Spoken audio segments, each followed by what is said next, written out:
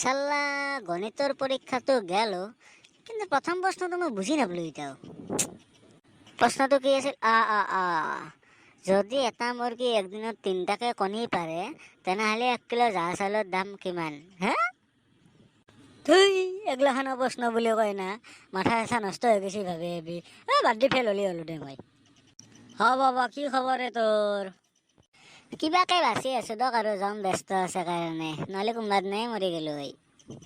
পাছে গণিতৰ পৰীক্ষা গেল কেনে হ'ল তোৰ? বেয়া হোৱা নাই কিন্তু 2-এটা প্ৰশ্ন মই বুজি নাপালো ঘূৰা। কিনো প্ৰশ্ন আছিল মোক কচোন একবাৰ দে ক মোক। এটা মুৰ্গী যদি একদিনত 3টাকে কণী পাৰে 1 কিলো জহা চাউলৰ দাম কিমান? বাৰু তই সেইটো নাজনা যদি হ'ব দেচোন, মই তোক এটা প্ৰশ্ন সুধো ক। যদি এটা মুৰ্গী একদিনত 2টা কণী পাৰে ৰমেশৰ জীয়েকৰ বয়স কিমান? খুৰা 15 বছৰ। সেইটো প্ৰশ্ন সুধাই পটককৈ উত্তৰ দিছা, কিন্তু ভালটো সুধাতে হ'লে ক'বা নোৱাৰা তই।